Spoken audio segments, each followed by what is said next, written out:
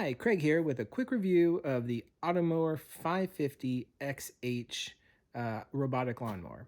So first off, let me say I've got no relationship with Husqvarna in any way whatsoever. This was a purchase I made myself. It was a purchase we planned to make when we bought the house that we're currently in. We have about 1.5 acres of grass, kind of arranged in a large U with a peninsula of grass that goes in front of the yard. So I needed to make sure I had a large enough unit. For us, I went with the 550 line, which is their commercial line, partially because of the size and also the fact that it doesn't have an onboard screen. I didn't want one more thing to break that could be on that unit.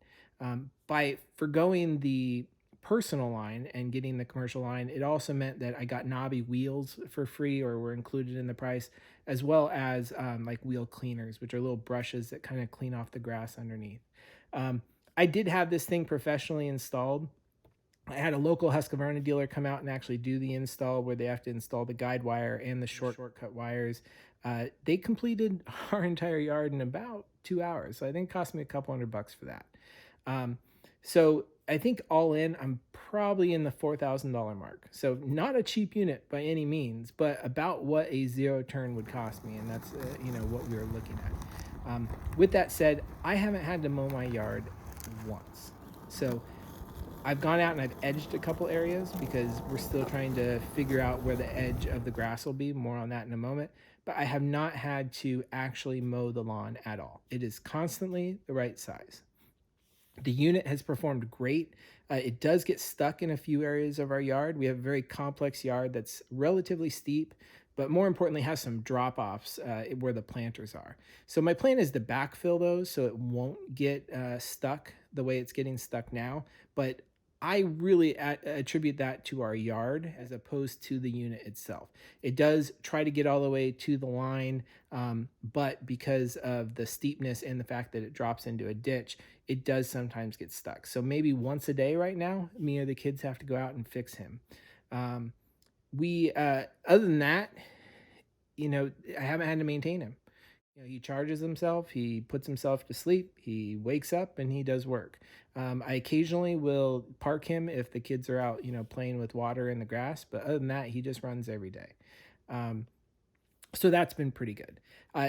Will notice in some of this video that I've kind of killed the grass and some of the edges of my yard. And that's because I'm going to train the edge to where he can cut to. So obviously he cuts to a certain spot. It's a little hard to estimate during install. So my goal now that I know where he's cutting to is I'm killing that old grass and then I'm going to kind of backfill to it. So that becomes the new edge of my grass.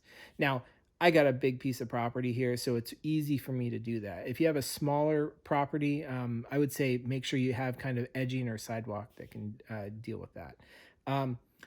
Husqvarna support and my installer have been great throughout. I haven't had to make too many changes. There was a wheel that was damaged in shipping, but they sent me a replacement, and that was easy enough to fix. Other than that, it just keeps plugging away and working. So all in all, it's worth the risk. Even my wife, who thought it was a stupid idea and really wanted me to get a tractor, has kind of fallen for this thing. You just see him plug away as you look out the windows, and he's just working all day long. We don't have to cut the grass. My kids play soccer. I don't have to worry about doing it every weekend.